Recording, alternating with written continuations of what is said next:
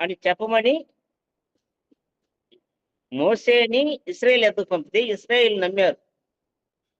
ఎట్టుకెళ్ళి నమ్మేసరికి ఇప్పుడు అక్కడి నుండి అహరోను మోసే ఎక్కడికి పోవాలంటే ఫరో దగ్గరికి పోవాలి. కానీ ఫరో దగ్గరికి పోయినప్పుడు ఫరో మోసే అహరోను మాట వింటాడా అంటే వినడు. ఎందుకంటే ఆయన ఒక కఠిన హృదయం కలిగినటువంటి వాడు కాబట్టి అతను వీళ్ళ మాట వినడు. అదే సందర్భంలో కఠినత్వానికి ప్లస్ కఠినత్వం చేస్తాడనమాట దేవుడు. ఎందుకంటే దేవుడు తన శక్తిని, తన మహిమను ఫరో ద్వారా ప్రపంచానికి తెలియచేయాలని అనుకుంటున్నాడు కాబట్టి అతన్ని హృదయాన్ని కఠినపరిచాడు దేవుడు. 5వ అధ్యాయం 1వ వచనంలో ఇప్పుడు మోసే అహరోను ఏం చేయాలి? 1వ వచనంలో మోసే దగ్గర ఫరో దగ్గరికి వెళ్ళి మేము దేవునికి ఉత్సవం చేయడానికి మేము అరణ్యంలోనికి వెళ్ళాలని మమ్మల్ని పోనిమ్మని వాళ్ళు అడగాల. 5వ అధ్యాయం 1వ వచనంలో. దానికి ఫరో ఏమంటాడు 2వ వచనంలో? నేను అతని మాట విని ఇశ్రాయేల్ పోనిచ్చుటకు యెహోవా ఎవడు? నేను యెహోవాను ఎరగను, ఇశ్రాయేలీయులను పోనీయను అని చెప్పాడు. అంటే అసలు ఉన్నటువంటి ఆ మాటల యొక్క సారాంశం ఎలా ఉందో గమనించండి. యెహోవా ఎవడు? యెహోవాను ఎరగను, ఇశ్రాయేలీయులను పోనీయడంట. మరి అంటే యెహోవాను ఎరగను అనే పదాన్ని చూద్దాం ఇక్కడ. అంటే యెహోవాను ఎరగనని ఫరో అంటున్నాడంటే అది సరి.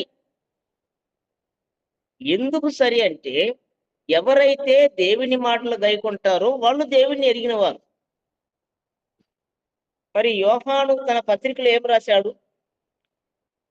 ఆయన ఆజ్ఞలను గైకొనకనే నేను ఆయన ఎరిగి ఉన్నానని వాడు అబద్ధికుడా? అవును.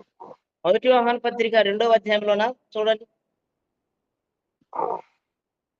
1 యోహాను పత్రిక 2వ అధ్యాయం 3వ వచనమా?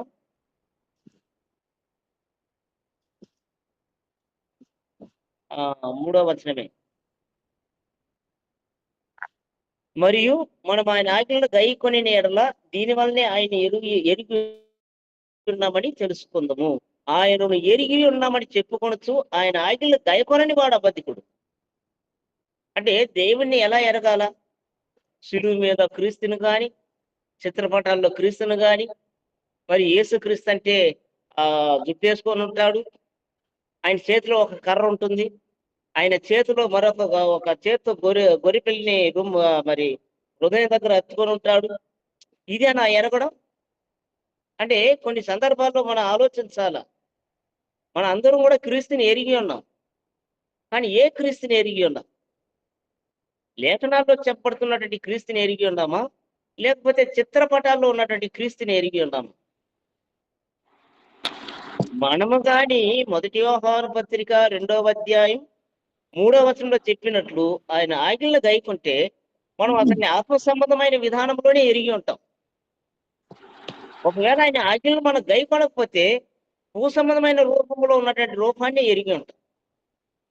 మరి 1వ శతాబ్దంలో ఉన్నటువంటి ఇశ్రాయేలీయులు కూడా యేసుని ఏమని ఎరిగారంటే ఆయన యోసేపు కుమారుడు కాడా, ఇతని సోదర సోదరిమణులు మన మధ్య లేరా, అతను వడ్రంగి వాడు కాడా అని ఈ భూ సంబంధమైన కోణములోనే ఎరిగి ఉన్నారు. కానీ ఇక్కడ యోహాను గారు తన పత్రికలో ఏం చెప్తున్నాడంటే మనం దేవుణ్ణి ఎరిగి ఉన్నామంటే ఆయన ఆజ్ఞలు గైకుంటే మనం ఎరిగి ఉన్నాం. ఆయన ఆజ్ఞలు గైకొనకనే నేను ఎరిగి ఉన్నానంటే వాడు అబద్ధికుడా? 4వ వచనం ప్రకారం. 1 యోహాను పత్రిక 2వ అధ్యాయం 4వ వచనం ప్రకారం ఆయన ఆజ్ఞలు గైకొనకనే నేను ఆయన ఎరిగి ఉన్నాను అన్నవాడు అబద్ధికుడు. మరి దేవుణ్ణి ఎరగకనే పరిచర్య చేసే వాళ్ళు ఎంతమంది ఉన్నారు పరిశుద్ధ గ్రంథంలో? లోకంలో ఉన్నటువంటి సేవకుల గురించి నేను మాట్లాడలా. పరిశుద్ధ గ్రంథంలో లేక ప్రధాన యాజకులుగా లేక ప్రత్యక్ష గుడారములో పరిచర్య చేసినటువంటి వారు చాలా మంది ఉన్నారు. అందులో ఏలీ కుమారుని చూద్దాం. వాళ్ళు ప్రత్యక్ష గుడారంలో యాజకత్వం జరిగిస్తున్నటువంటి వారు ఏలీ కుమారులు. కానీ వాళ్ళు దేవుణ్ణి ఎరిగి లేక దేవుడు వారిని ఎరిగి వాళ్ళు సేవ చేస్తున్నారా? 1 సమూయేలు గ్రంథం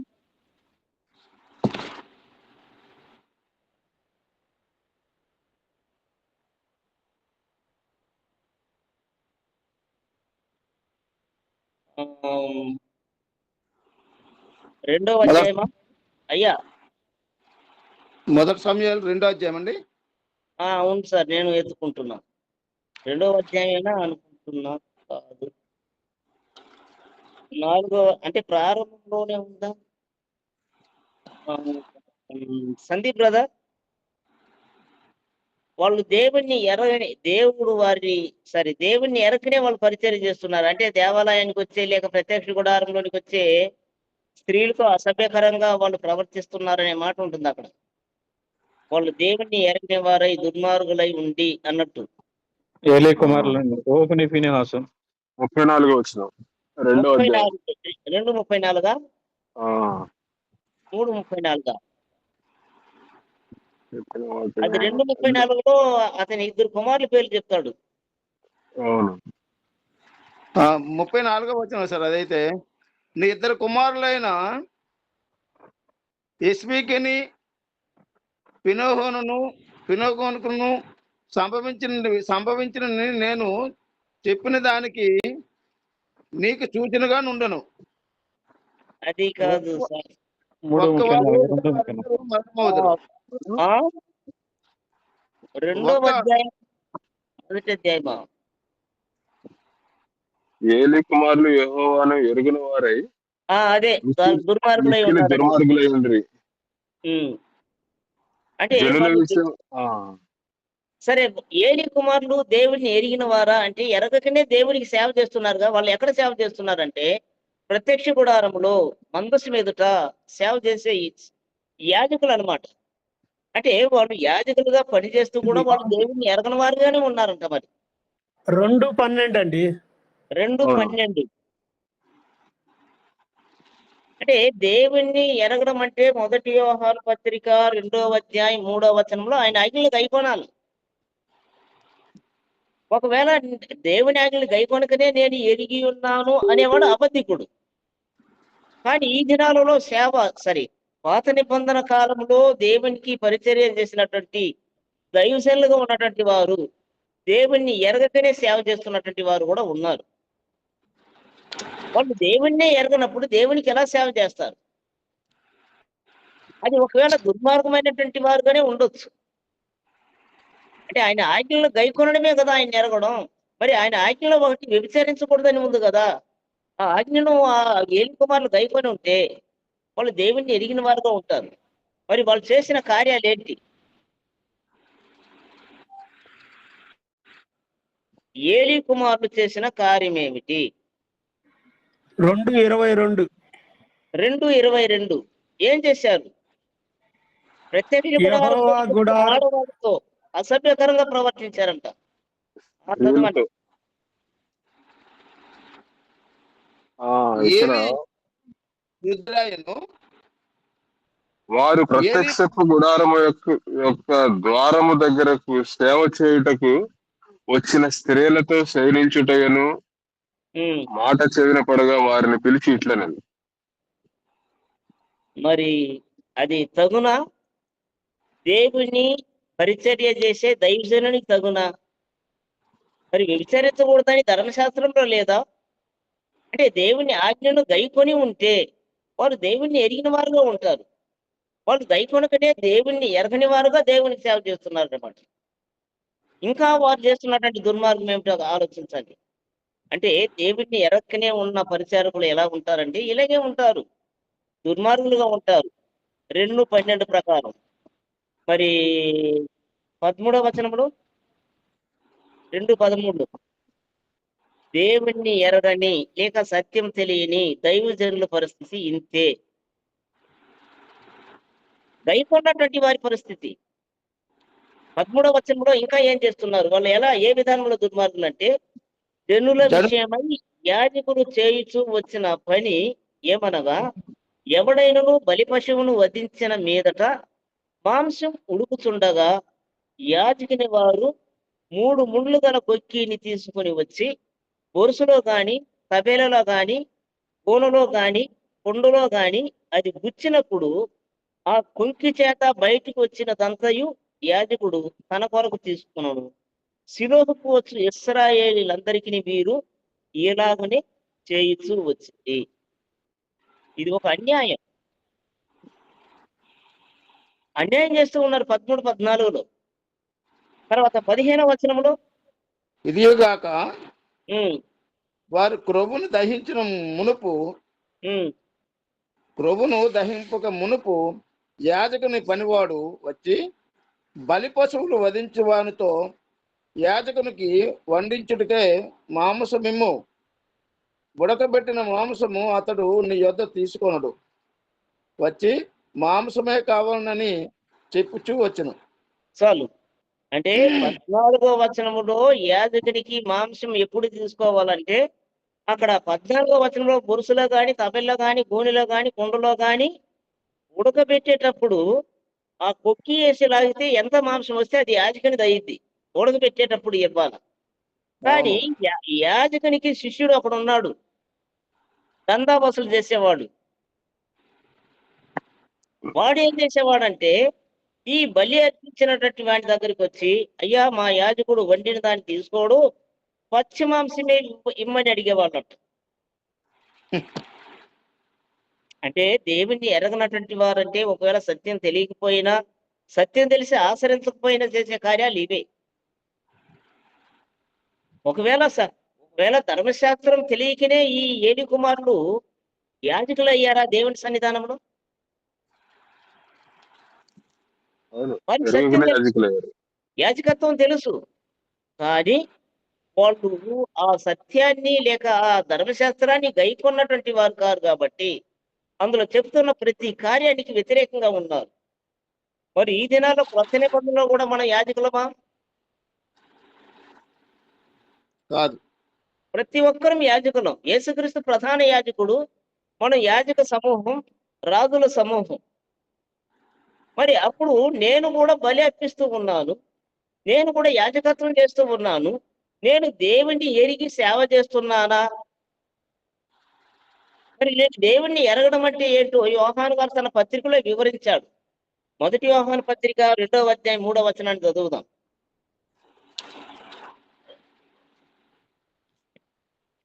1 యోహాను పత్రిక 2వ అధ్యాయం 3వ వచనంలో ఆయన ఆజ్ఞలు గైకొనడమే మనం దేవుణ్ణి ఎరిగి ఉండడం.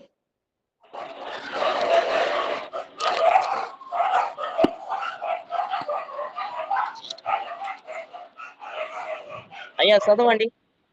ఆయనను ఎరుగున్నామని తెలుసుకుందుమా, మరియు మనం ఆయన ఆజ్ఞలను గైకొని ఎడల దీని వల్లనే ఆయనను ఎరిగి ఉన్నామని తెలుసుకుందుము.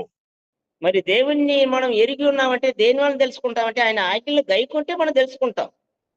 మరి ఏలీ కుమారులు తెలుసుకున్నారా? ఎరిగి ఉన్నారా? ఎరగలేదంటే దాని అర్థం ఏంటి? ఆజ్ఞలు గైకొనలేదు కాబట్టి ఎరగలేదు.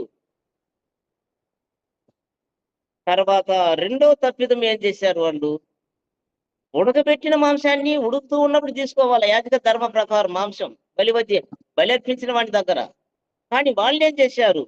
15వ వచనంలో ప్రభువును దహింపకు ముందే యాజకుని పనివాడు వచ్చి బలి పశువును వధించిన వానితో ఏమంటాడంటే, యాజకునికి వండించడానికి పచ్చ మాంసం కావాలా, ఉడకబెట్టిన మాంసం మా అయ్యగారు తీసుకోడు.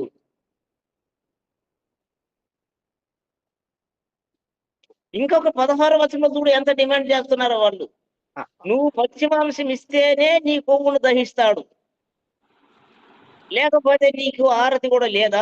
16వ వచనంలో ఎంత దుర్మార్గం చూపించండి. ఈ క్షణముందే ఉమ్, వారు క్రొవ్వుని దహించరు. ఉమ్, తర్వాత నీ మనసు వచ్చినంత మట్టుకు తీసుకొని వచ్చినని వారితో ఆ మనిషి చెప్పిన ఎడల వాడు అలాగ వద్దు ఇప్పుడే ఇవ్వలను, లేని ఎడల బలవంతము చేత తీసుకొందును అనును.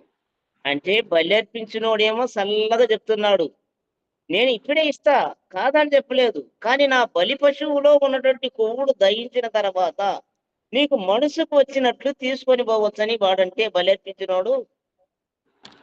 అక్కడ వచ్చినటువంటి యాజకుని పనివాడు ఏమంటున్నాడంటే, అలాగ వద్దు, ఇప్పుడే ఇవ్వాలి, లేకపోతే మేము బలవంతంగా తీసుకుపోతాం అంటున్నారు. అవును. ఎంత దౌర్జన్యం!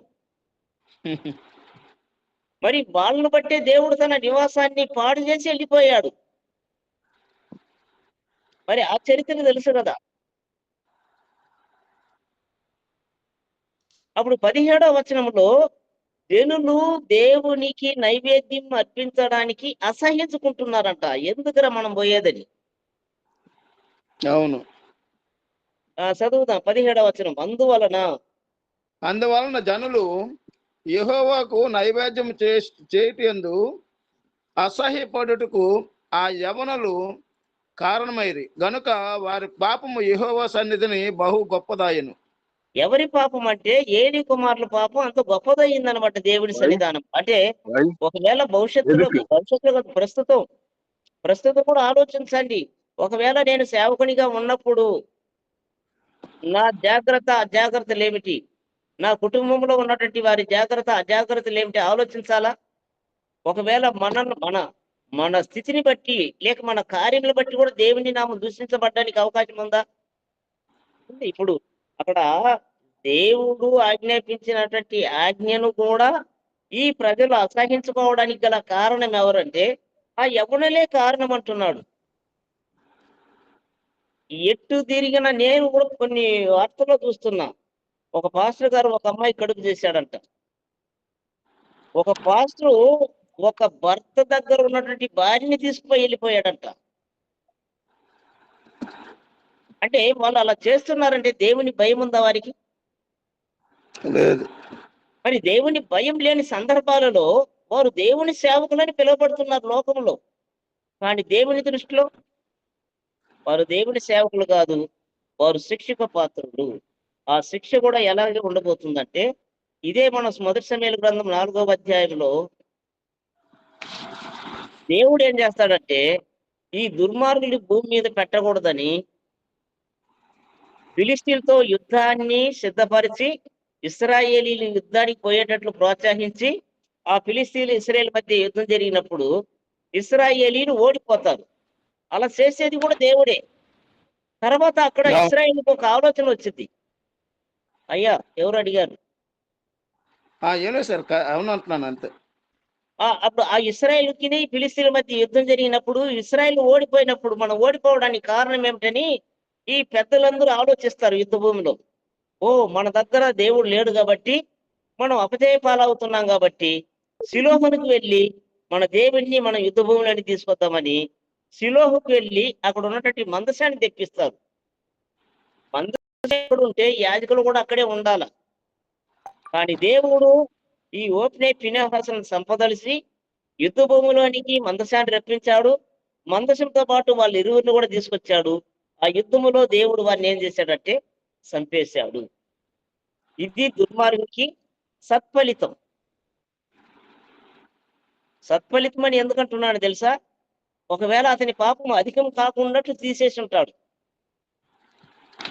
కాబట్టి దేవుడిని ఎరిగిన వారైతే దేవుడు చెప్తున్న ప్రతి మాటకి లోబడినప్పుడు మనం దేవుణ్ణి ఎరిగి ఉన్నాం. ఒకవేళ ఈ దినాల్లో ఏదో ఇంటి మీద ఏదో ఒక లేఖనాన్ని రాసి పెట్టడమో, లేకపోతే సిలువు గుర్తుండడము, లేకపోతే యేసుక్రీస్తు పాఠం ఉండడము, ఆ పాఠాల్లోకి ఈయన ఎవరు ఈయన జీసస్ సినిమాలు తీసేది ఎవరు ఆయన?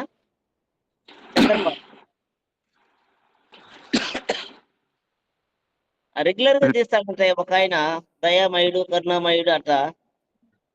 విజయ్ సందర్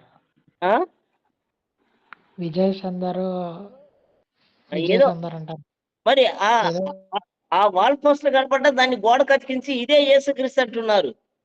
శాంతి సందేశంలో కృష్ణ వాల్ పోస్టర్ పెట్టుకొని ఇది యేసుక్రీస్తు అంటున్నాడు ఒకడు మా ఊర్లో. చెప్పండి వాళ్ళు ఎలా ఎరిగి ఉన్నారు? ఈ వాల్ పోస్టర్ లో ఉన్నది అంటే ఇప్పుడు ఉన్నటువంటి వారికి అప్పట్లో ఉన్నటువంటి ఈ ఇశ్రాయేలుకి భేదం ఏమీ లేనట్టే ఉంది. అప్పుడు యేసుని ఎవరు అనుకుంటున్నారంటే దేవుని కుమారుడు అనుకోవాలి వీళ్ళు యూదులు. ఆయన వడ్రింగి వాడు కాడా, ఇతని తల్లి మరియా కాదా, అతని తండ్రి యోసేపు కాదా, ఈ కోణంలోనే చూస్తున్నారే గాని ఆయన దేవుని కుమారుడు, ఆయన రాజు, ఆయన రక్షకుడు ఈ కోణంలో ఆలోచించాల. కానీ ఈ నేటి దినాలలో కూడా ఇలాంటి వారు ఉన్నారా అంటే దైవ సేవకుల్లో ఉన్నారు. నేను నిష్పక్షపాతంగానే చెప్తున్నా. క్రైస్తవులు తప్పు చేసినప్పుడు దాచిపెట్టాలా, అన్ని జనులు తప్పు చేసినప్పుడు బయట పెట్టాలా కాదు. మరి తీర్పు తీర్చేటప్పుడు అతడు అన్యుడైనా సరే, సహోదరుడైనా సరే, తీర్పు విషయంలో పక్షపాతం ఉండకూడదన్న ఆలోచనతో చెప్తున్నా ఈ మాట. ఒకవేళ నా పరిస్థితి దేవుడు ఏం చేస్తాడో అది దేవునికి ఎరుక. కానీ మనం అన్ని విషయాలు జాగ్రత్తగా ఉన్నప్పుడు మనం తప్పించుకుంటాం. ఒకవేళ అజాగ్రత్తగా ఉన్నప్పుడు మనం కూడా ఏం కావచ్చు, మనం కూడా పడిపోవడానికి అవకాశాలు ఉంటాయి. అవును. మరి 5వ అధ్యాయంలో ఆయన యెహోవా ఎవడని అడిగాడా? 5వ అధ్యాయం 2వ వచనంలో అడిగాడండి. మరి 5వ అధ్యాయం 2వ వచనంలో ఫరో దేవుని ఎరిగాడా? ఎరగలేదు. అడగలేదు. అంటే ఆయన ఆజ్ఞలు గైకుంటే ఎరిగేవాళ్ళు. ఆయన ఆజ్ఞలు గైకొనలేదు కాబట్టి ఆయన ఎరిగాడా ఎరగలేదా అంటే సమాధానం ఎరగని వాడుగానే ఆయనే అంటున్నాడు, సాక్ష్యం ఇస్తున్నాడు. యెహోవా ఎవడు? నేను యెహోవాని ఎరగను, ఇశ్రాయేలును నేను పోనీయను అంటున్నాడు. అంటే ఇప్పుడు ఈ 2వ వచనంలో ఎరగడాని గురించి మాత్రమే చూసాం. దేవుణ్ణి ఎరగడం అంటే ఆయన ఆజ్ఞలను గైకొనడం. ఆయన ఆజ్ఞలు గైకొనకనే నేను దేవుణ్ణి ఎరిగి ఉన్నాననేవాడు అబద్ధికుడు. 3వ వచనానికి పోదాం. అప్పుడు మోషే, అహరోను ఏం చెప్పారంటే, ఎబ్రీలు దేవుడు మమ్మను ఎదుర్కొనెను, సెలవైన ఎడల మేము అరణ్యములోనికి 3 దినముల ప్రయాణమంత దూరము పోయి మా దేవుడైన యెహోవాకు బలి అర్పించుదుము. లేని ఎడల ఆయన మా మీద తెగుళ్ళతోనైనను ఖడ్గంతోనైనను పడునేమో అని చెప్పారు. అంటే వీళ్ళు ఎబ్రీలా, ఇశ్రాయేలీలా? వాళ్ళని ఎందుకు ఎబ్రీలు అని చెప్పుకుంటున్నారు? ఈ ఎబ్రీలు అనే పదం ఎక్కడి నుండి వచ్చిందంటే అబ్రహాం దగ్గర నుండే వచ్చిందనమాట. అబ్రహాం, ఇషాక్, యాకోబ్, యోసేపుని గురించి మాట్లాడుతూ పోతిఫర్ భార్య ఏమంటుంది? నువ్వు తీసుకొచ్చి ఇంట్లో పెట్టేవే ఎబ్రీ దాసుడు, అతను ఏ కార్యం చేశాడు చూసావా అని అక్కడ సంబోధించబడుతుంది. ఇంకొక సందర్భంలో మనం నిర్గమకాండంలోనే చూసాం. ఒక ఐగుప్తీయుడు వచ్చి ఒక ఎబ్రీని కొట్టి చంపేసినప్పుడు, కానీ పోట్లాడుతూ ఉన్నప్పుడు ఈ మోసే వెళ్ళి ఐగుప్తిని చంపేస్తాడు. అక్కడ కూడా ఎబ్రీలని చూడొచ్చు. అంటే వాళ్ళు ఎబ్రీ భాష మాట్లాడేవారు కాబట్టి ఎబ్రీలుగా పిలువబడుతున్నారు. తర్వాత ఇశ్రాయేలీలు ఎలా అయ్యారంటే యాకోబుకి ఇశ్రాయేల్ పేరు మార్చడం, ఆ ఇశ్రాయేల్ పుట్టినటువంటి వారందరినీ ఇశ్రాయేలీలని పిలవడం, ఈ విధానంలో ఆ పేరు వచ్చింది. అంటే ఎబ్రీలు దేవుడు ఎవరంటే యెహోవానే, ఇశ్రాయేలీల దేవుడు కూడా యెహోవానే. అప్పుడు 4వ వచనానికి పోదాం.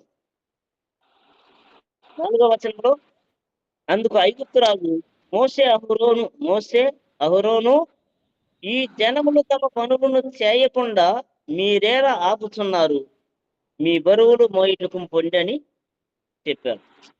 అంటే మీరు వచ్చి నా పనిని పాడు చేస్తున్నారు, మరి ఈ మనుషుల్ని స్వామర్లుగా చేస్తున్నారు కాబట్టి మీరు పొండి అని చెప్పి అక్కడ ఉన్నటువంటి ప్రజలతో ఏమంటున్నారంటే మీరెళ్ళి బరువులు మోయండి అన్నారు. 4వ వచనానికి కొన్ని రాద్దాం. 4వ వచనానికి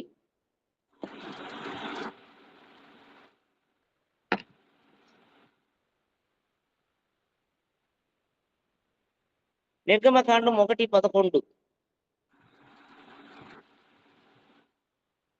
నిర్గమకాండం 1:11లో ఏం చూసాం? వారి మీద వెట్టి భారములు మోపి వారిని బాగా శ్రమ పెట్టారు. మరి ఎందుకు శ్రమ పెట్టారో అప్పుడు చూసాం.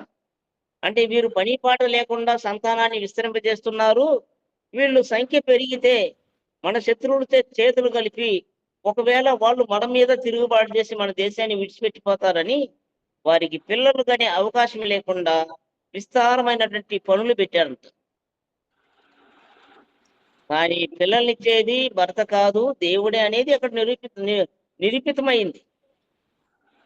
1:11లో కాబట్టి వారి మీద పెట్టిన భారములలో వారిని శ్రమ పెట్టుటకు వెట్టి పనులు చేయించు అధికారులను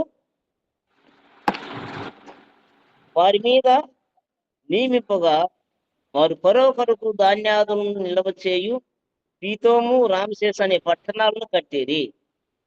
అంటే వాటి మీద సూపర్వైజర్లు కూడా పెట్టారు. అంటే ఇంకా సూపర్వైజర్లు అంటే మరి అధికారులు ఉంటే మరి అటు ఇటు పోగలమా? పోలేం.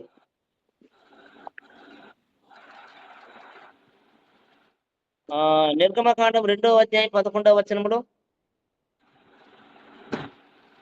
ఆ దినములలో ఉమ్, మోసే పెద్దవాడై తన జనుల యొద్దకు పోయి వారి భారములను సూచెను. అప్పుడు అతడు తన జనులతో ఒక ఇబ్రీని ఒక ఐగుప్తీయుని కొట్టగా చూచెను. చాలు. అంటే ఆయన రమారమి 30 పైన 40 లోపు ఉన్నటువంటి వయసు కలిగినటువంటి వాడి సందర్భంలో ఆయన బయటికి వెళ్ళాడు తన ప్రజలు ఎలా ఉన్నారని చూడడానికి. అక్కడ ఒక సందర్భం, ఒక కార్యం జరిగింది. ఒక ఐగుప్త్యుడు ఒక ఇబ్రీని కొట్టడానికి చూశాడు. అంటే అప్పటికే ఈ ఇబ్రీల మీద లేక తన జనుల మీద భారమైనటువంటి పనులు పెట్టి బాగా హింసిస్తున్నారు ఈ ఐగుప్తీయులు. అంటే ఈ భారాన్ని దేవుడు చూస్తున్నాడు. ఇప్పుడు ప్రత్యక్షంగా మోసే కూడా చూశాడు అక్కడ. అంటే మీకు 4వ వచనం 5వ అధ్యాయం 4వ వచనంలో వారిని బాగా హింసించాలా, శ్రమ పెట్టాలన్న ఆలోచనే కలిగి ఉన్నాడు అక్కడ పరో. ఇప్పుడు ఈ దరిదాపుల్లో 2 3 మారిపోయినట్టు కనబడుతుంది. పరోలు కూడా మారారు. ఇప్పటికీ దరిదాపుల్లోకి 400 సంవత్సరాలు లెక్కలోకి వచ్చేసింది అనమాట. ఇశ్రాయేలీయులు ఐగుప్తు దేశంలోనికి వచ్చి సుమారు 400 సంవత్సరాలు పూర్తిగా వస్తుందని ఇప్పటికి ఈ 4వ అధ్యాయం నాటికి. నిర్గమకాండం 6వ అధ్యాయం 7వ వచనం కూడా రాద్దాం.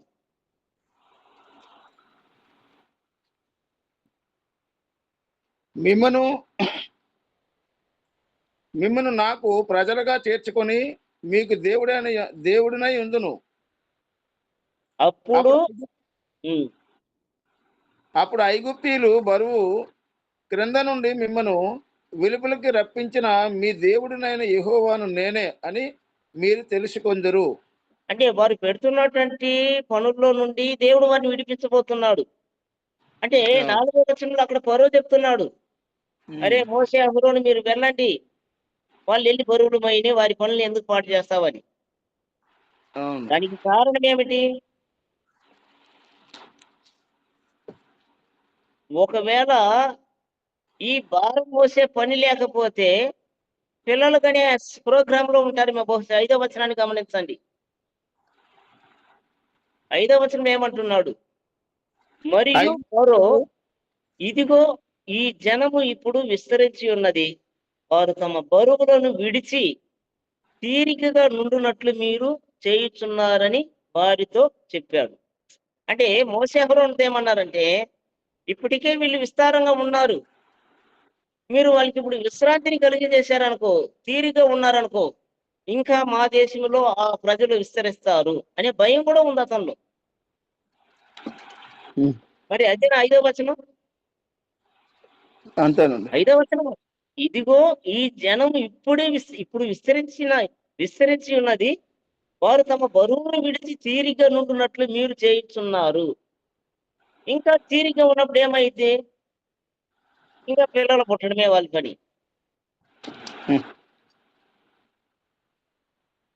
నిర్గమకాండం 1వ అధ్యాయం 7 నుండి 11 కూడా రాద్దాం.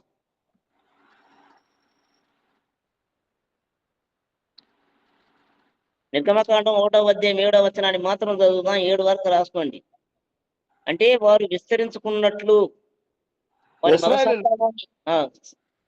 ఇశ్రాయేలులు బహు సంతానము గలవారే అభివృద్ధి పొంది విస్తరించి అత్యధికముగా ప్రబలిరి, వారున్న ప్రదేశము వారితో నిండి ఉండును.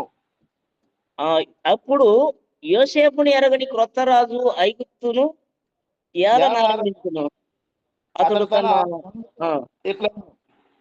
అతడు తన జనులతో ఇట్లనను, ఇదిగో ఇశ్రాయేలులు సంతతి అయిన ఈ జనము మనకంటే విస్తారంగాను బలిష్టముగాను ఉన్నది. వారు విస్తరింపి ఉండునట్లు మనము వారి ఎడల యుక్తిగా జరిగించడము రండి. లేని యెడల యుద్ధము కలిగినప్పుడు కూడా మన శత్రువులతో చేరి మనకు విరోధముగా యుద్ధము చేసి ఈ దేశములో నుండి వెళ్ళిపోదరేమో అనను. కాబట్టి వారి మీద పెట్టిన భారముతో వారిని శ్రమ పెట్టుటకు వెట్టి పనులు చేయించే అధికారులను వారి మీద నియమింపగా వారు పరో కొరకు ధాన్యాదులను నిల్వ చేసి పితోము రామేశ్వరును పట్టణములను కట్టిరి. చాలు. అంటే 5వ అధ్యాయం 5వ వచనంలో ఇప్పటికే ఈ జనం విస్తరించి ఉన్నారు. బరువులు మోయడం విడిచిపెట్టి తీరిగ్గా ఉంటే ఇంకా జనాలు విస్తరిస్తారు. మరి అవును. జనాలు విస్తరిస్తే ఈ ఐగుప్తీయులకు బాధ ఏమిటి? ప్రజలు పెరిగిపోతారని. మరి వాళ్ళ సంఖ్య పెరిగి వాళ్ళ శత్రువులతో వీళ్ళు చేతులు కలిపి యుద్ధం చేసి దేశంలో నుండి వెళ్ళిపోతారు. మనకు దాసత్వం చేసే దాసులు ఉండరని భయం. అంతే. అదే కదా మనం చదివాం 10వ వచనంలో. 1వ అవునండి. అధ్యాయం 10వ వచనంలో వారు విస్తరింపకున్నట్లు మనము వారి ఎడల ఒక యుక్తిగా జరిగించుదము రండి. లేని ఎడల యుద్ధము కలుగునప్పుడు కూడా మన శత్రువులతో చేరి మనకు విరోధముగా యుద్ధము చేసి ఈ దేశంలో నుండి వెళ్ళిపోదురేమో అని భయపడ్డారు. అవును. అప్పుడు వాళ్ళ జనాంగం విస్తరించకూడదంటే వారికి తీరిక ఉండకూడదు. అవును. తీరికుంటేనే పిల్లలు కంటున్నారే. అందుకని ఏం చేశాడంటే వారి మీద వెట్టి పనులు చేయించడానికి అధికారులను కూడా నియమించాడు. మరి ఎక్కువ భారాన్ని పెట్టాడు. అనేక రకాలుగా శ్రమపరిచాడు. అంటే ఇంకా భార్యను మర్చిపోవాలా వాళ్ళు. ఎప్పుడు చూసినా పని పని పని. ఏడపోయావు స్వామి, ఒంటికి వస్తుందని కూడా ఇక్కడే పోయి ఇంటికి పోయేస్తానని కూడా పంపేటట్టు లేదు వాళ్ళు. అంటే వాళ్ళ ఉద్దేశం ఆలోచించండి. బరువులు అంటే 5వ అధ్యాయం 5వ వచనంలో ఫరో మోసే అహరోనుతో మాట్లాడుతూ, ఇదిగో ఈ జనం ఇప్పుడు విస్తరించి ఉన్నది. వారు తమ బరువులను విడిచి తీరికగా ఉండునట్లు మీరు చేయుచున్నారని వారితో చెప్పాడు. వాళ్ళు తీరిక ఉంటే పిల్లలను కంటారని మోసే అహరోనుతో చెప్పలా. వాళ్ళు తీరిక ఉంటారు, ఏమవుతుందో ఆ ఫరోకు తెలుసు. అదే 1వ అధ్యాయంలో మనం చూసాం. నిర్గమకాండం 6వ అధ్యాయం 7వ వచనం.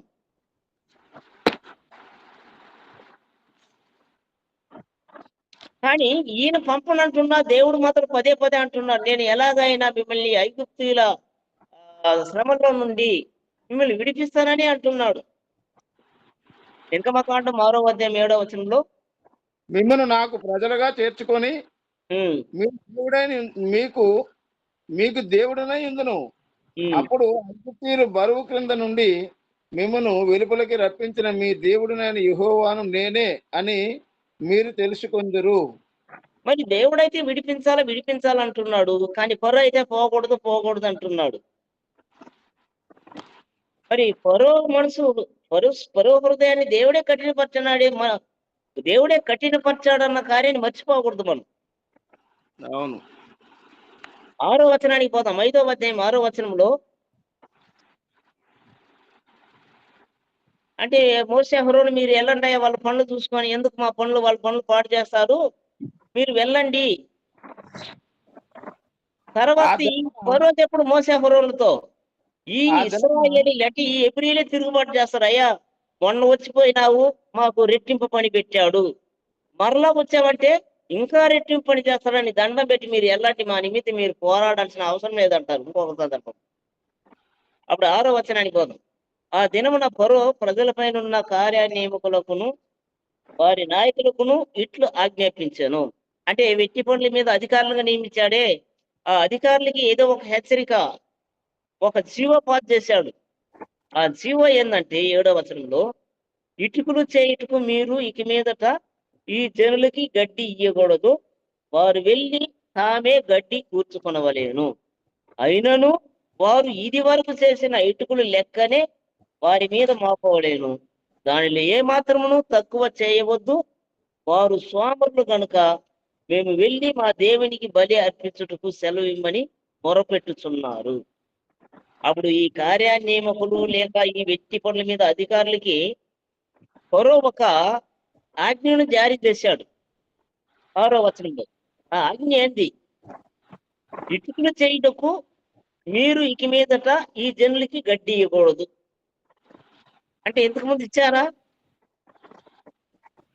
ఇటుకలు కోసి వదిలి కాల్చేదాకా వీళ్ళు పనే, కానీ గడ్డి మాత్రం వీళ్ళు తెచ్చుకోవాలి ఫస్ట్ టర్మ్ లో, మొదటిసారి.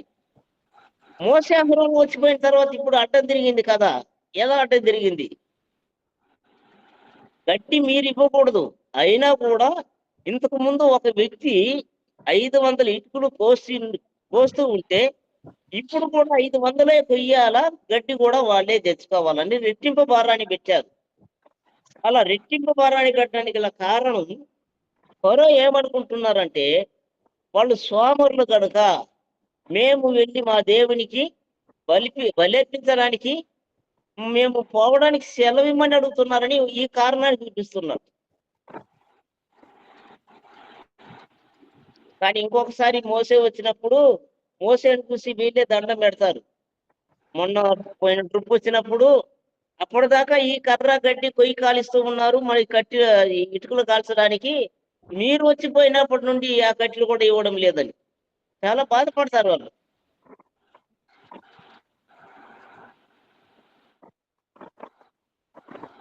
తొమ్మిదవ వచనానికి పోదాం.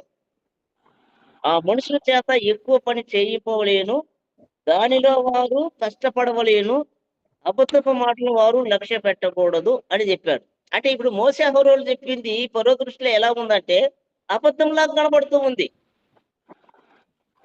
కానీ 9వ వచనంలో అక్కడ ఉన్నటువంటి హెబ్రీయుల చేత ఎక్కువ పని చేయించాలని కూడా కఠినమైనటువంటి ఒక చర్యని తీసుకున్నాడు ఫరో. అంటే ఈయన ఎంత కఠినంగా వ్యవహరిస్తాడో దేవుని ఎట్లా అంత దయను పొందుతున్నారు ఈ హెబ్రీయులు. 9వ వచనానికి రాద్దాం. అంటే ఈ ఇశ్రాయేలీయులు లేక హెబ్రీయులు అబద్ధ మాటలను లక్ష్యం ఉంచుతున్నారా? అది అబద్ధమా? దేవుడు మోసేతో చెప్పాడు, మోసే అహరోనుతో చెప్పాడు. ఇప్పుడు మోసే అహరోనులు వచ్చి ఫరోతో చెప్పారు. అది దేవుని మాటలే కానీ అది అబద్ధం కాదు. కానీ ఫరో ఏమనుకుంటున్నాడంటే, వాళ్ళు అబద్ధాన్ని ఆలకిస్తూ ఉన్నారు కాబట్టి వారి అబద్ధాన్ని మనం లక్ష్య పెట్టకూడదు. మరి వీళ్ళు చెప్పింది అబద్ధమా?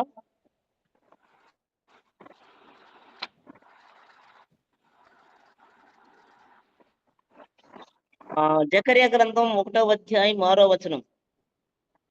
దేవుడు తన సేవకులతో చెప్పినటువంటి మాట నెరవేరుతుంది కానీ నెరవేరకపోదు. జకర్యా 1వ అధ్యాయం 6వ వచనం.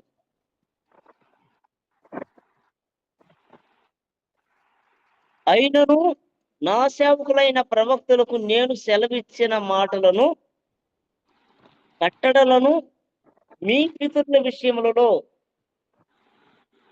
నెరవేరలేదా అని క్వశ్చన్ మార్క్ వేశాడు.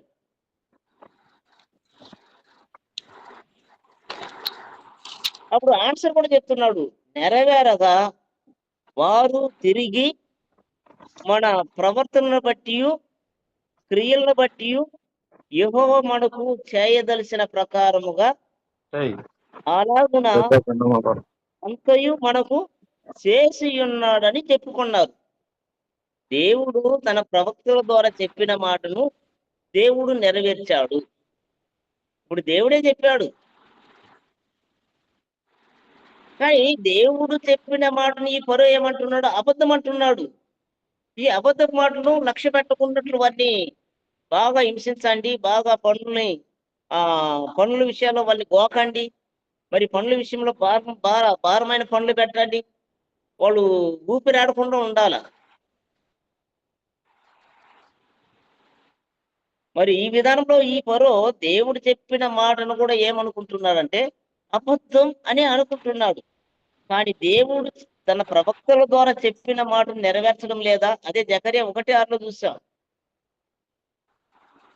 నెరవేరలేదా అని ప్రశ్నేసి, నెరవేరగా వారు తిరిగి మన ప్రవర్తనను బట్టి క్రియలను బట్టి యెహోవా మనకు చేయదలిసిన ప్రకారముగా ఆయన అంతయు మనకు చేసి ఉన్నాడని చెప్పుకున్నారు. ఇంకొక వచనాన్ని చూద్దాం.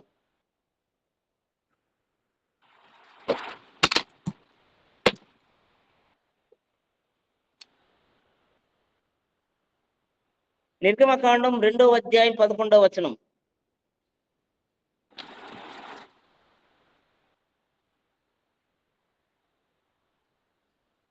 మరి అక్కడ మోసే ఆల్రెడీ 5 పెద్దవాడైనప్పుడు తన ప్రజలను చూడడానికి ఐగుప్తుకు పోయాడు. ఐగుప్తులోనే తన ప్రజలైనటువంటి తన బంధువు అయినటువంటి ఎబ్రిని చూడడానికి పోయినప్పుడు అక్కడ జరిగిన అన్యాయాన్ని చూశాడు. అంటే ఆ దినములలో చదవండి సార్. ఆ దినములలో మోషే మోషే పెద్దవాడై తన చదవండి సార్, జనుల చదవండి. యొద్దకు ఆ దినములలో మోసే పెద్దవాడై తన ప్రజల యొద్దకు పోయి వారి భారములను చూచెను. అప్పుడు అతడు తన జనులలో ఒక హెబ్రీని ఒక ఐగుప్తీయుని కొట్టగా చూచెను. అప్పుడు దేవుడు తన ప్రవక్తల ద్వారా చెప్పిన మాట నెరవేర్చలేదా? ఈ మాట ఎలా కనబడుతుందంటే దేవుడు అబ్రహాంతో చెప్పిన మాట ఇదే కదా. 400 సంవత్సరములు వాళ్ళు శ్రమ పెడతారు, తర్వాత వారిని నేను బయటికి తీసుకొస్తానని దేవుడు అబ్రహాంతో చెప్పాడు. ఆ కార్యాన్ని ఇక్కడ నెరవేర్చడానికి దేవుడు ఇక్కడ మోసేని ఉపయోగిస్తూ ఉన్నాడు. ఇప్పుడు 400 సంవత్సరాలు దరిదాపులోకి వచ్చారనుకుంటున్నా. అంటే ఇప్పటికి మోసేకి 40 సంవత్సరాలు ఈ వయసు. ఈ 40 సంవత్సరాల్లో ఆయన ఐగుప్తులోనే ఉన్నాడు. ఆ 41లో మరి మిద్యాను దేశంలో ఉన్నాడు. ఆయన తన 80వ ఏట పొదలో దేవుని దూత ప్రత్యక్షమయ్యాడు. ఆ 80లోనే ఐగుప్తులోకి వచ్చి మరలా ఐగుప్తులో నుండి ప్రజలను తీసుకుపోతున్నాడు. అంటే దరిదాపుల్లో 400 సంవత్సరాల కాలంలో ఆయన తన ప్రజలను చూడాలని వెళ్ళాడంటే అది ఎవరు చెప్పిన మాట అంటే దేవుడు అబ్రహాంతో చెప్పిన మాటే అది. అంటే నీ సంతానాన్ని తనది కాని దేశములో వారిని పరవాసులుగా లేక దాసులుగా ఉంచుతా 400 సంవత్సరములు వారు అక్కడ దాసులై ఉండి 400 సంవత్సరముల తర్వాత వారిని తీసుకొచ్చి ఇప్పుడు నువ్వు నిలబడినటువంటి ఈ కనాను దేశంలో ప్రవేశపెడతానని దేవుడు చెప్పాడే. అదే మాట కోసమే ఇప్పుడు ఆ మోసే ఏం చేశాడంటే తన ప్రజలను చూడడానికి బయటకు వచ్చాడు. మరి అబ్రహాం ఒక ప్రవక్తనా? Question mark. అబ్రహాము ఒక ప్రవక్తనా? రాస్తానండి. ప్రవక్త.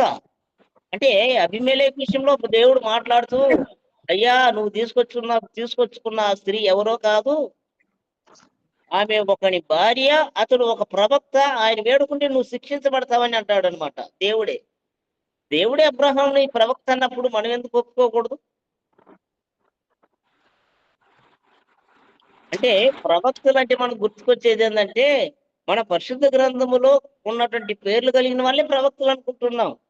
యెషయా ఒక ప్రవక్త, ఇర్మియా ఒక ప్రవక్త, హోషేయ ఒక ప్రవక్త, మీకా ఒక ప్రవక్త, ఆమోస్ ఒక ప్రవక్త. వీళ్ళు మాత్రమే ప్రవక్తలు అనుకుంటున్నాం.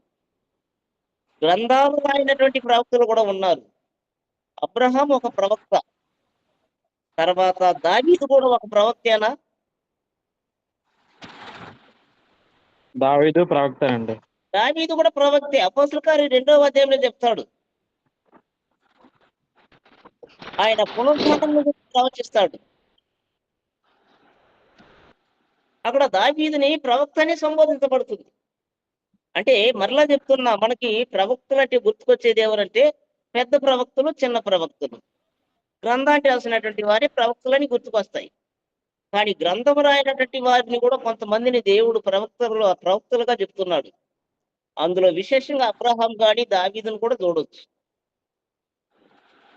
అప్పుడు దావీదుకు దేవుడు చెప్పినటువంటి మాట ఇంతకుముందు జకర్యాలో ఒక మాట చదివాం, గుర్తుందా?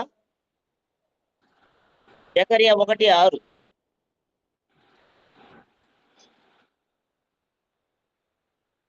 అయినను నా సేవకులైన ప్రవక్తులకు నేను సెలవిచ్చిన మాటలను కట్టడలను మీ పితరుల విషయములలో నెరవేరలేదని ప్రశ్న మార్కేశాడు, క్వశ్చన్ మార్క్.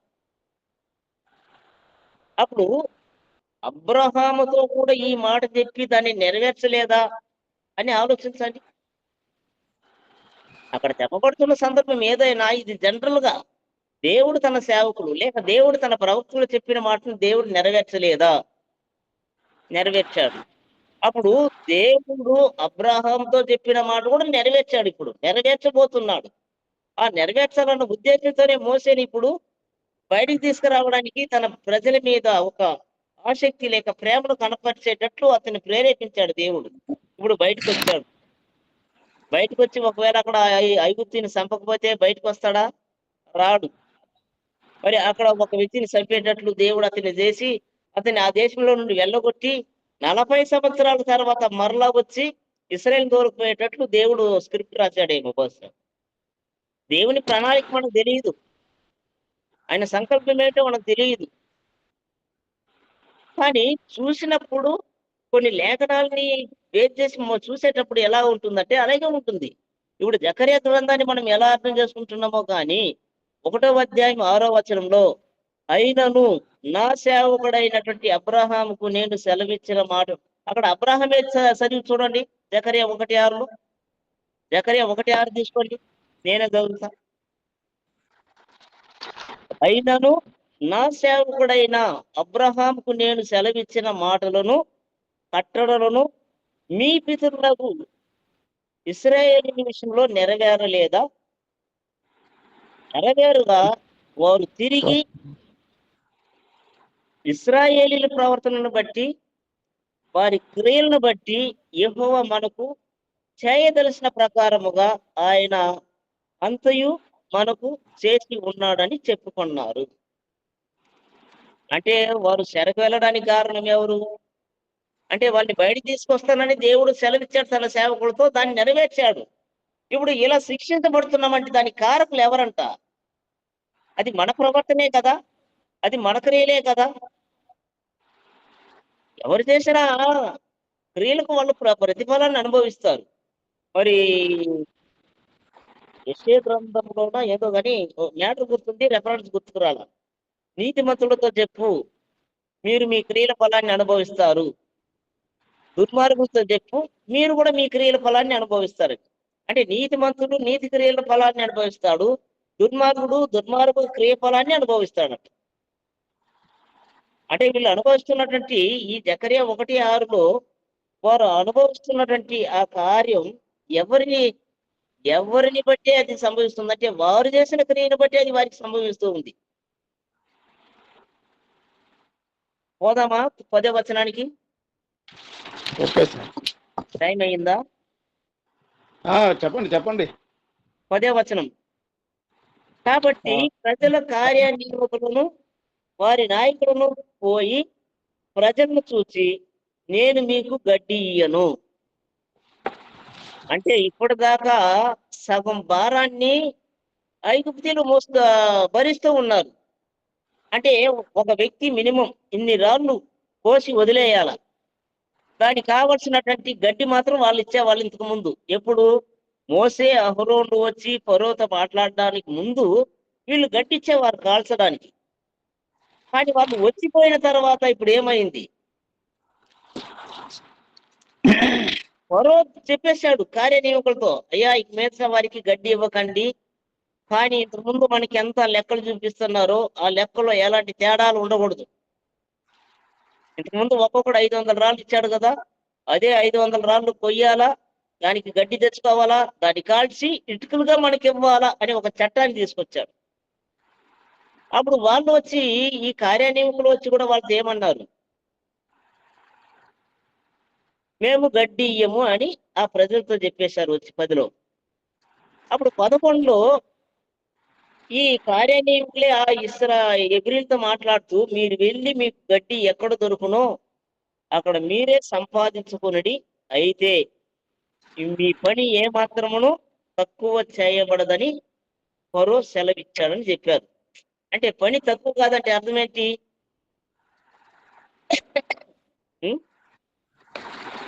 గడ్డిచ్చినప్పుడు ఎన్ని రాళ్ళు అంటే సంఖ్యాపరంగా 100 రాళ్ళ 200 రాళ్ళ ఎలా కోస్తూ ఉన్నారో, గడ్డి ఇవ్వకపోయినా ఇంతకు ముందు ఎంత కోస్తున్నారో అంతే కొయ్యాల.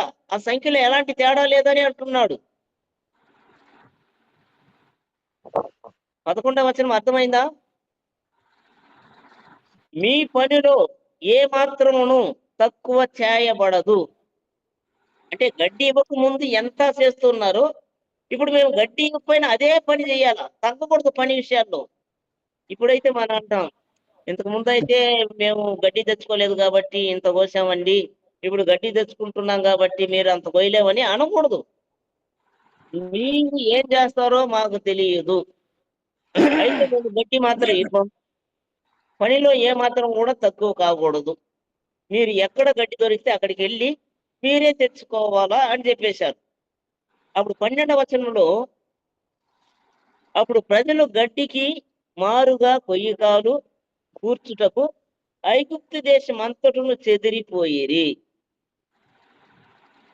అంటే రాళ్ళు కోసేది ఒక చోట ఇటుకలు, దానికి మేత ఐగుప్తు దేశం అంతటి సంచరించి గడ్డికి మారుగా వాళ్ళు కొయ్యకాలని తీసుకొచ్చి కట్టెలతో కాల్చేవాళ్ళట. 12వ వచనానికి ఒక 2 రాద్దాం. 12వ వచనానికి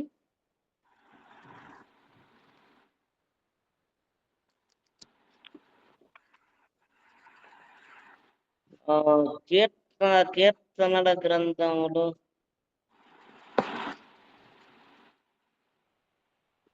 సరే 12 కొద్దిలే, ఆ కీర్తనలు లేదు కనపడదు, నాకు చూసా కానీ కనపడదు. సరే 13వ వచనానికి పోదాం. 13వ వచనంలో, అయ్యా కీర్తన గ్రంథంలో చూసా కానీ అది నాకు కనబడలా, మిస్ చేశాను, రెఫరెన్స్ తప్పు రాసే. సమయం అయింది సార్, సమయం అయింది. సరే, ప్రభుత్వం అయితే 13వ వచనాన్ని రేపు చదువుదాం.